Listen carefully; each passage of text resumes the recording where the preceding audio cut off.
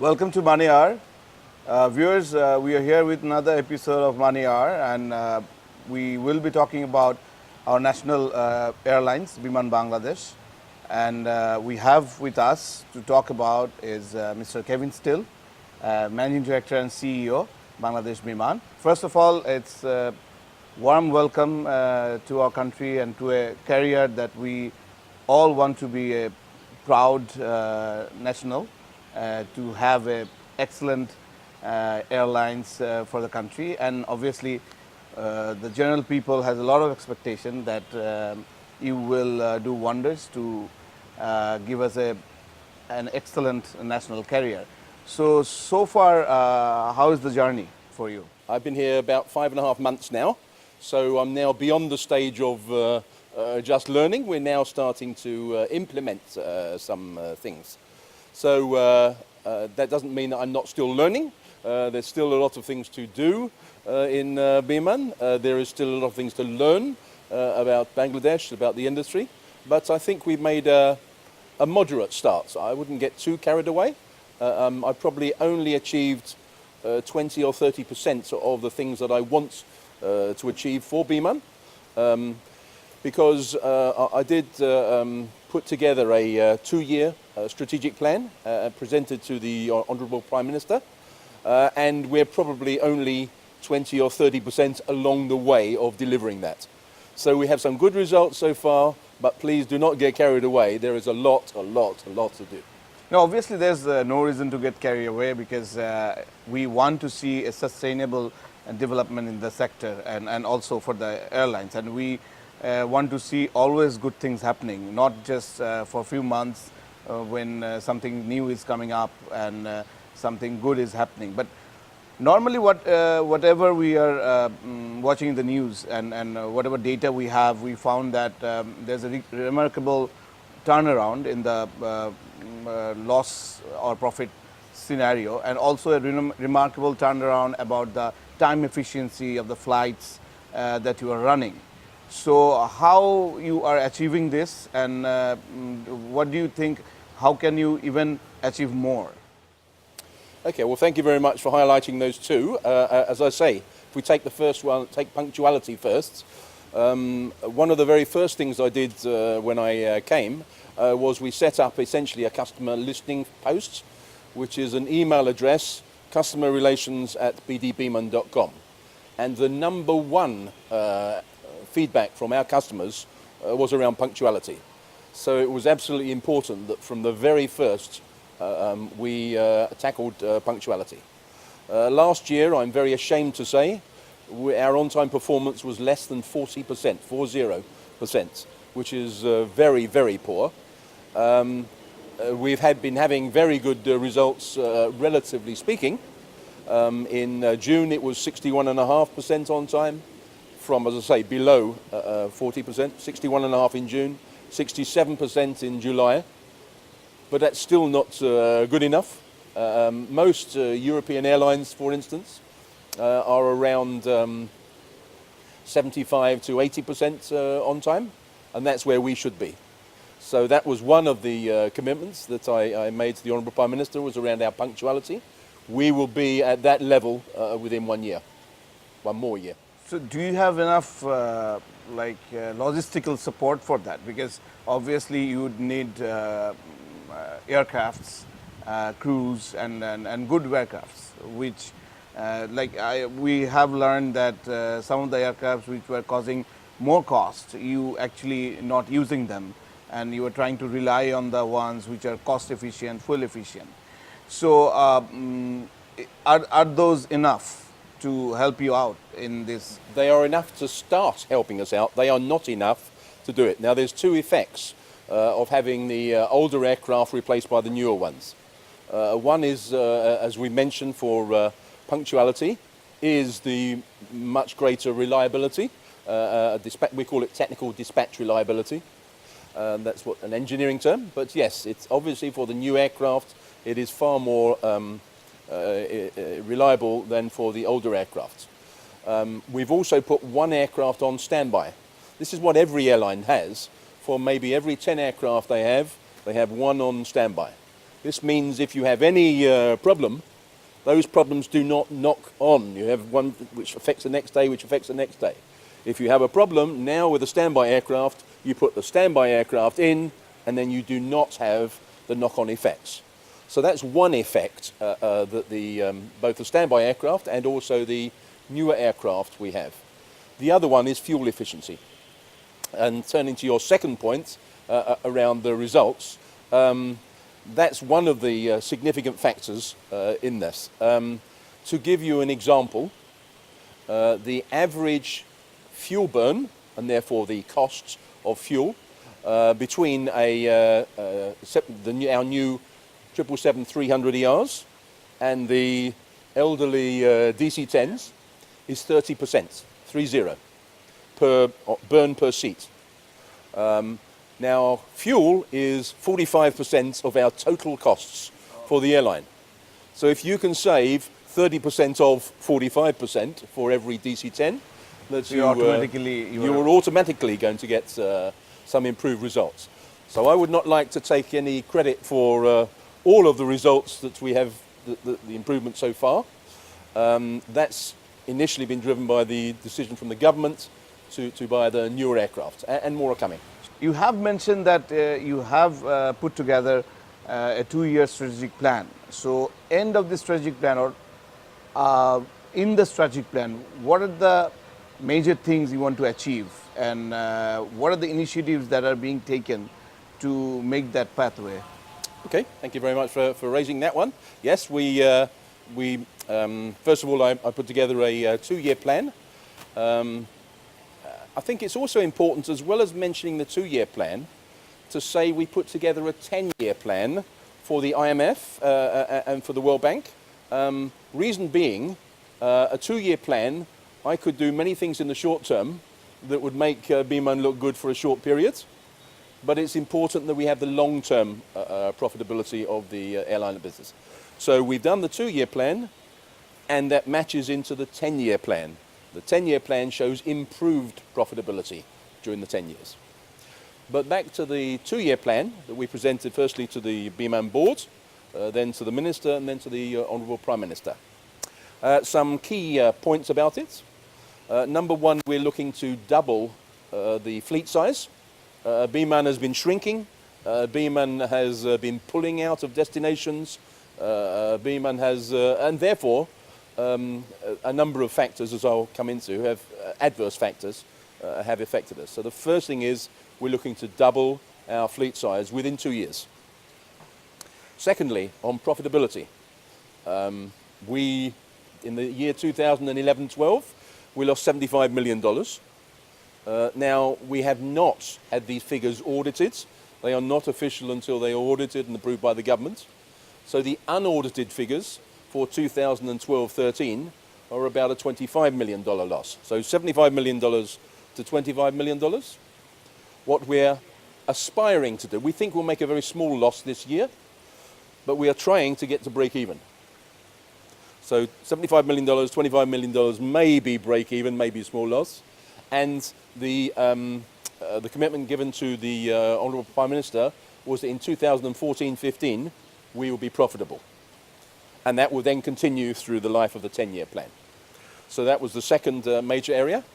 Third major area is around our customer service, punctuality to European airline standards, customer service to the same standards.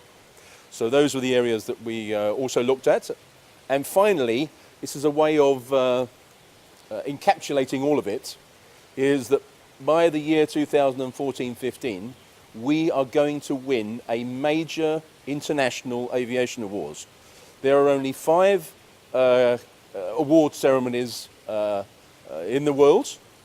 Skytrax, as I'm sure many people are aware of themselves, World Traveller, and 3 or 4 others. They're normally won by Emirates, Singapore Airlines, British Airways, and others. We're going to win one of those. So that is the sort of level of improvement that we're looking at. My heritage is British Airways and Etihad.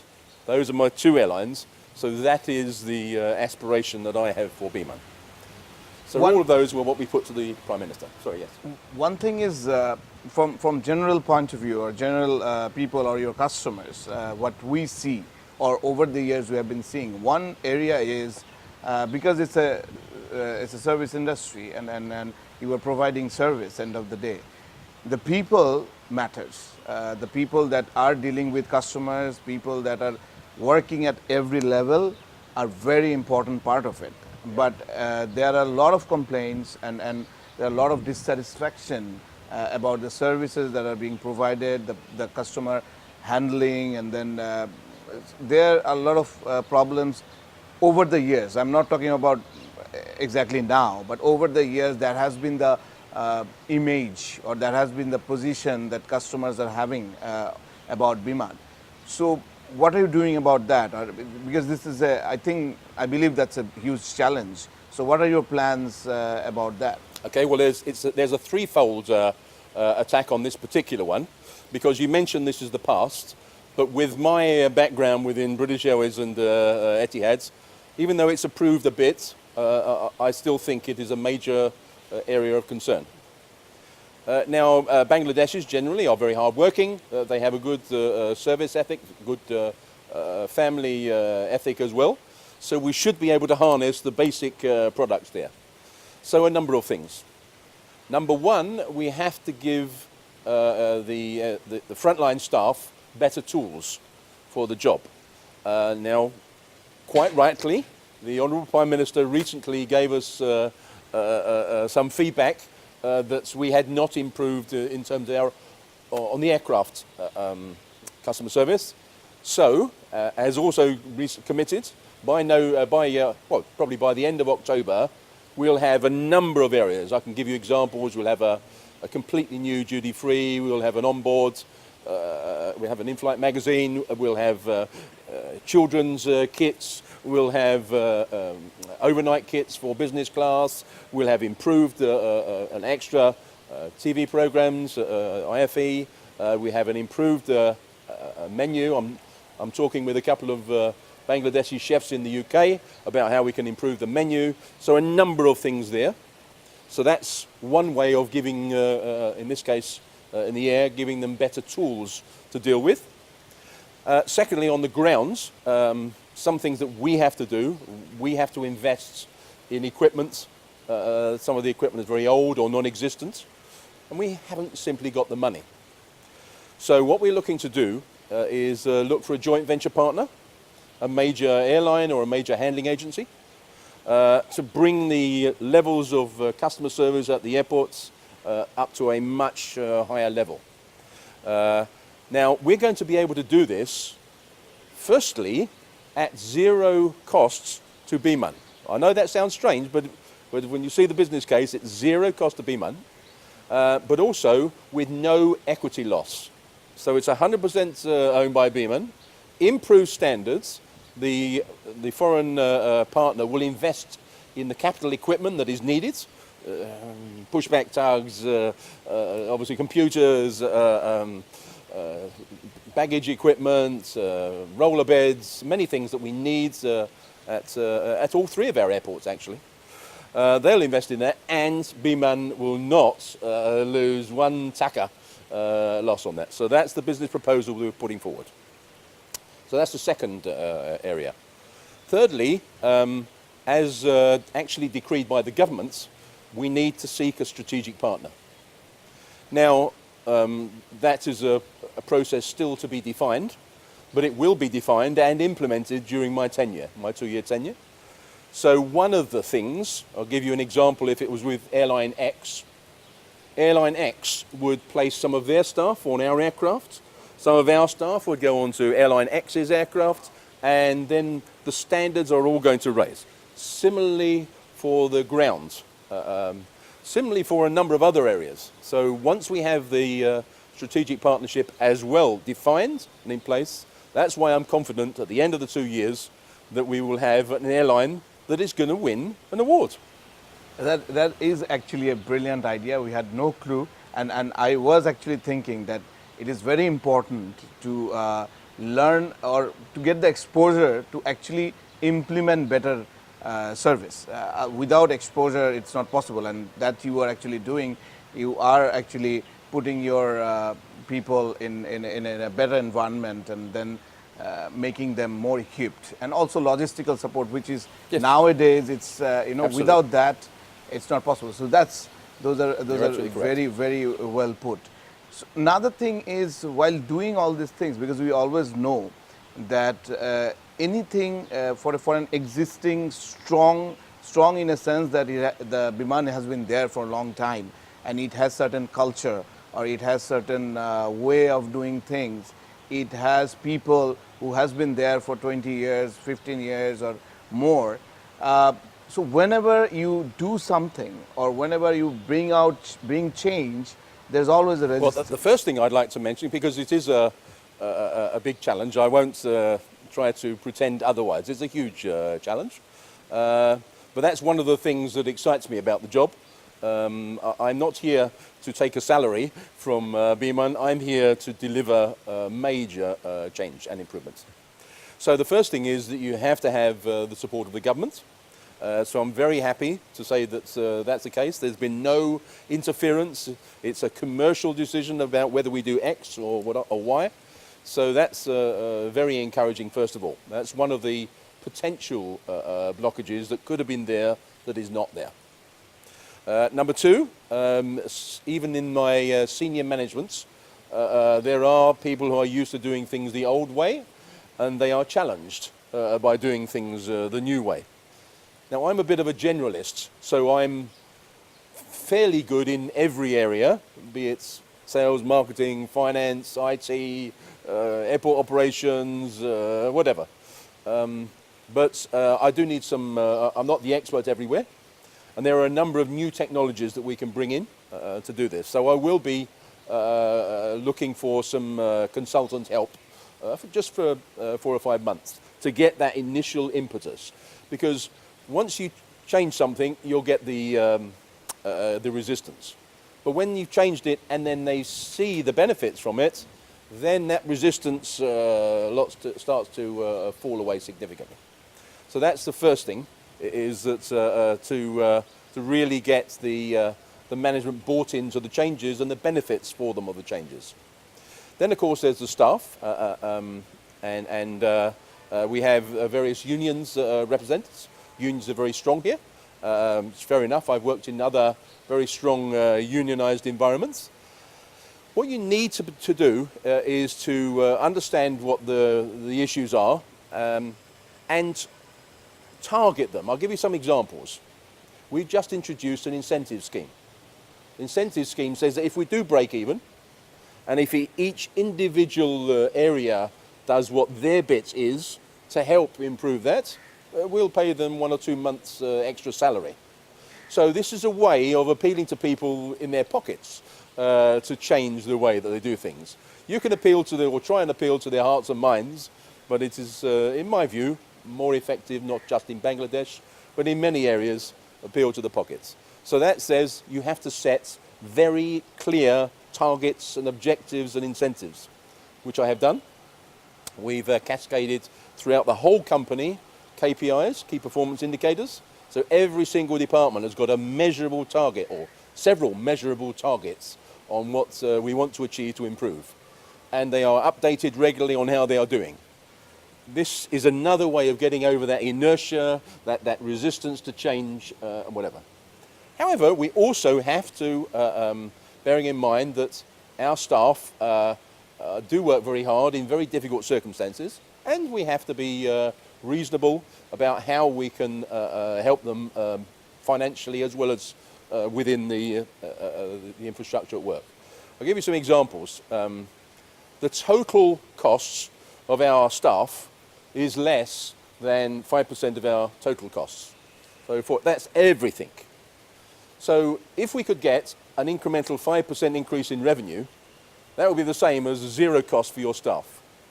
So if we can improve the productivity, the focus, whatever on our staff, by helping them in some areas, we're not paying for inefficiency, we're not paying for people who do not achieve those targets, but if they do achieve those targets, if they do achieve that change, and if they see the monetary benefits themselves for that change, it will snowball. You'll get a little bit of buy-in, then you get more and more and more. And this is the key to change in the organisation, I think. Actually, they have to see the tangible benefits that is coming in their way. Also, the organization that they're working for, there are certain tangible changes but obviously that is another challenge, because it's overnight, things cannot be changed or results cannot be seen. But probably you have shown them the direction and told them to work on their way so that they can also achieve with Biman, which is also very good.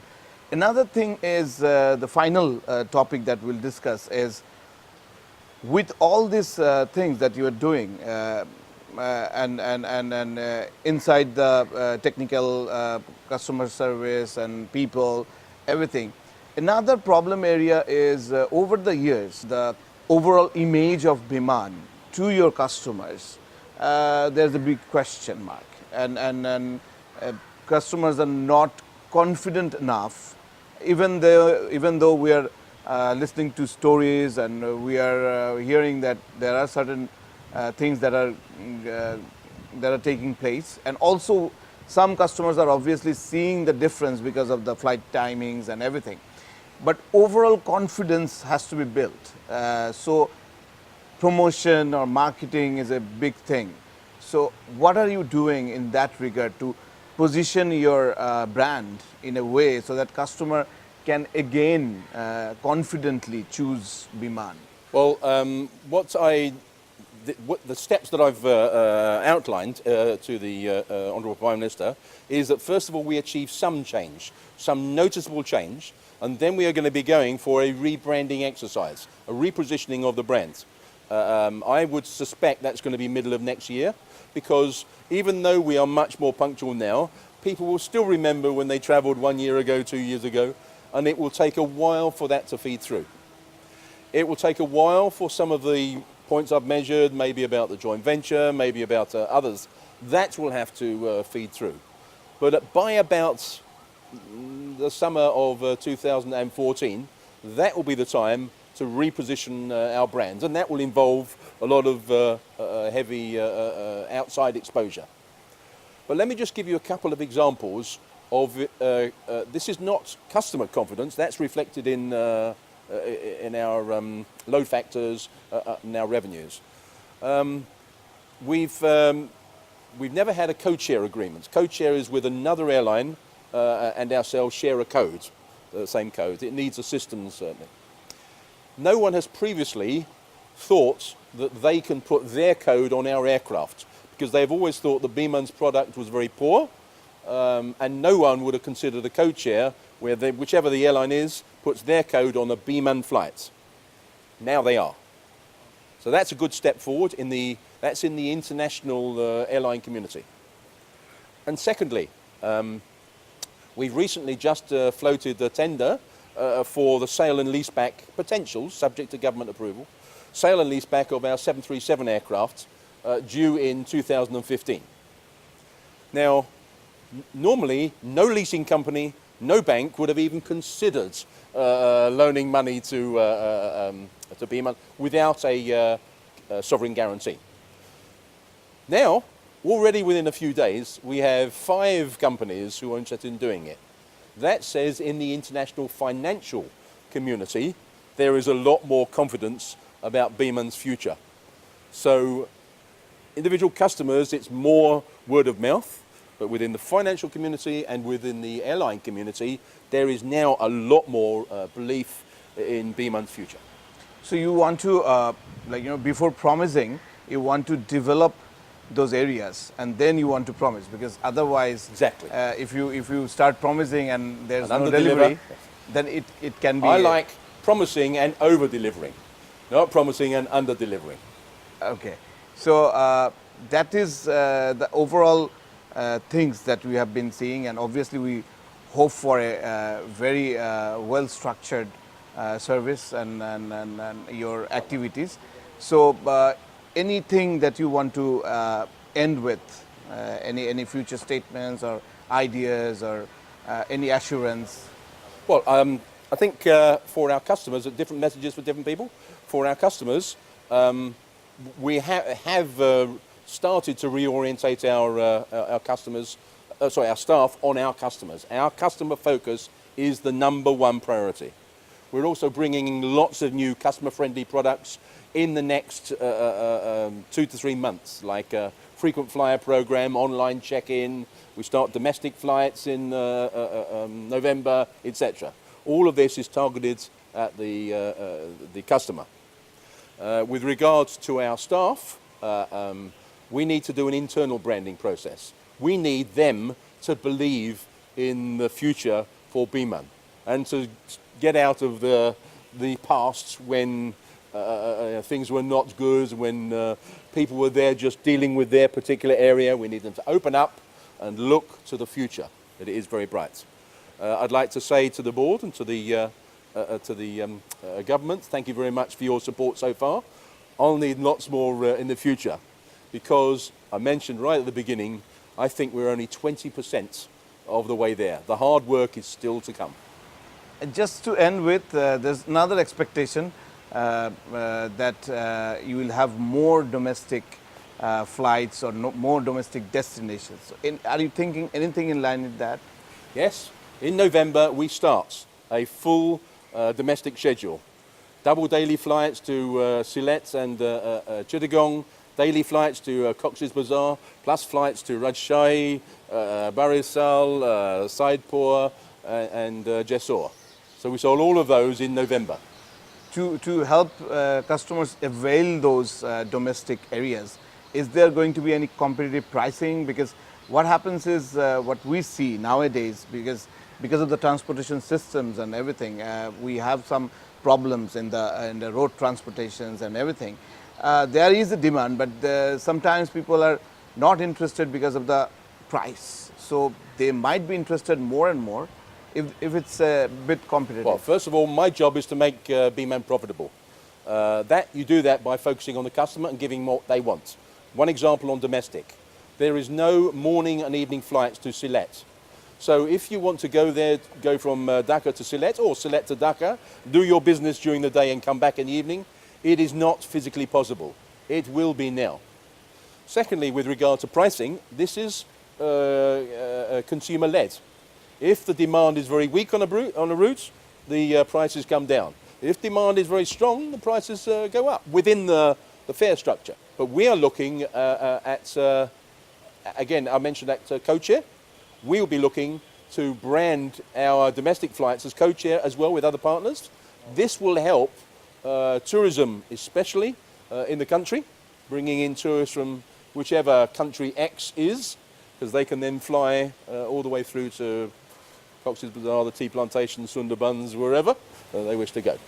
That's very good, and very whatever we have discussed today are very informative to the customers, I guess. My pleasure. Thank you very much for your inputs, and we really hope that all these efforts and all these things that all the strategies that you are deciding will actually end up making Biman is a very, very worthy airlines, and we can actually, as a national carrier, we can become very proud about our airlines. So thank you very much for your time. Thank you very much for inviting me. Viewers, today we have to end it here, and hopefully we'll see you again in Channel 9, same time.